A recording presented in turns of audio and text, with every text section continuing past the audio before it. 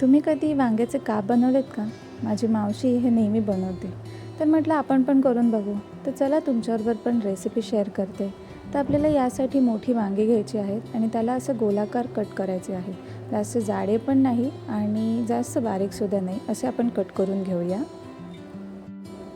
त्यानंतर मसाला बनवून घेऊ. यासाठी कोथिंबीर, लसूण, आलं, मिरची आणि थोडं मीठ घालून असा ठेचा बनवून घेऊ. आता यामध्ये तांदळाचं पीठ, बेसन, हळद, तिखट आणि चवीनुसार मीठ घालून हे एकत्र करून घेऊ. याचा असा मसाला तयार होईल. आता आपण कापलेल्या वांग्याचे काप घेऊ आणि त्याला हा मसाला लावून घेऊ. मसाला सगळीकडे लागावा यासाठी मी हातानेच मसाला लावून घेते आहे. हे बघा, अशा प्रकारे दोन्ही बाजूला मसाला लावून घ्यायचा आहे.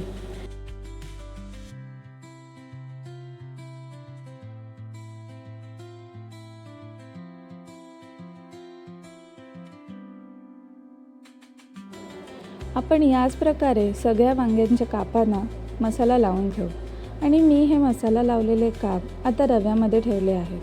कोटिंग म्हणून आपण रव्याचा वापर करणार आहोत. यानंतर एक पॅन घेऊन त्याला तेल लावून घेऊ.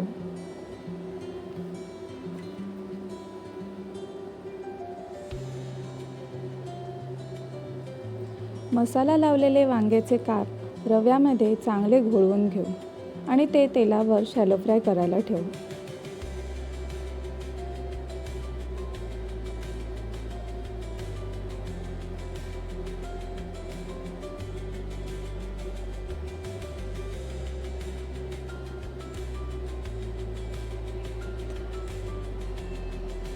अशाच प्रकारे आपण सगळे वांग्याचे काप शॅलो फ्राय करायला तव्यावर ठेवून घेऊ.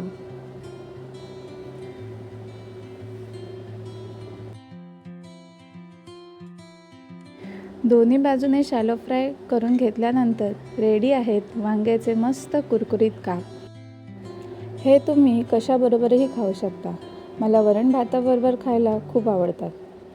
तर तुम्ही पण हे नक्की करून बघा आणि रेसिपी कशी वाटली हे नक्की कळवा. चलो बाय.